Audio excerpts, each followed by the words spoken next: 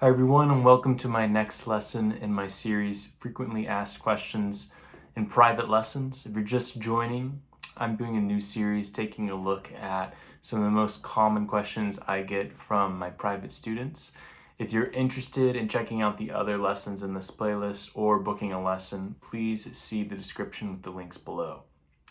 So continuing on from our previous lesson, I want to change up the songs and take a look at the tune Honeysuckle Rose, look at the melody, and see how we can apply the three-finger rule that I've been talking about with chromatics to fill out that sound of the melody and starting to create basic solos over it.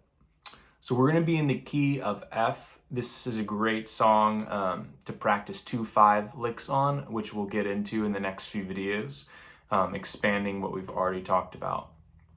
But the basic change is G minor to C7 and repeats that a couple times, then lands on the F chord. And that's what we're going to kind of look at today with the basic melody that goes over the top of it. So hopefully you're familiar with the song. The melody sounds like this.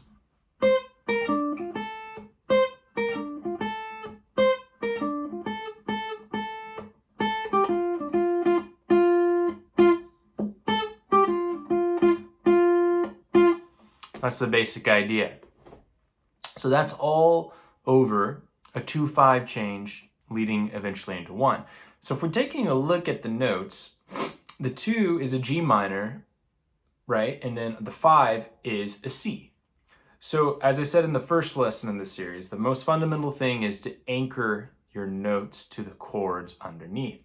So if we're looking at this, we've got C, B flat, D, F, and A. So already I'm going to look at this in terms of a G minor chord. So I've got C, that's the 11 or the 4, B flat's the 3rd, D is the 5, F is the flat 7, A is the 9.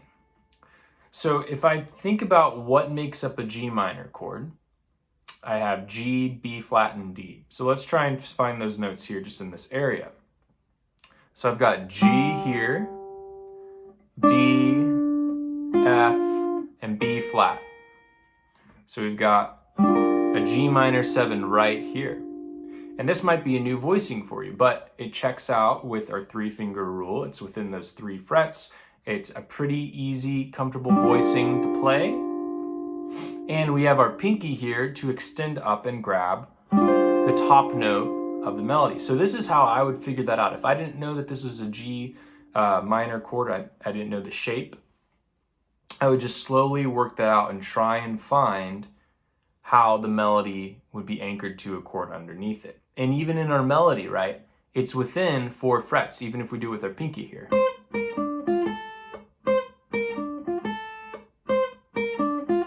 Right, that's in the 3 frets. So we can just see this is just an extension, really. The kind of meat of the melody are these 4 notes. So we've got a G minor, and that with the extension is a G minor 11.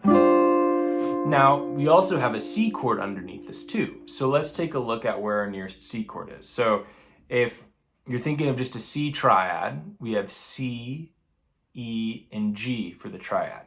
So the closest C, E, and G are right here. G, C, and E. And then we could put the C on top there. That's within the same 4 frets. Now if we're looking for a C7, I'm going to reach my pinky, or excuse me, my 3rd finger down here to the B flat within those 4 frets.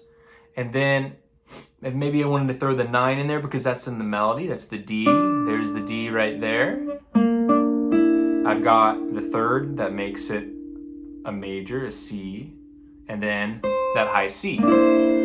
So there, I've just figured out a new chord grip. That's a C9, okay? So C7 with the added 9. And right, it just falls into those 4 frets.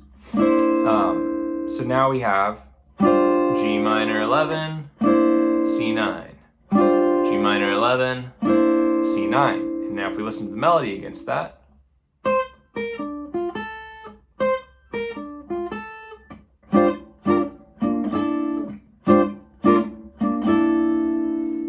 hear how it just outlines those chords, and we're tethered now with a good anchor underneath the melody notes. So we're going to start with that in this video and just get used to those basic chord grips underneath the melody. And in the next lesson, we're going to start talking about filling out that melody.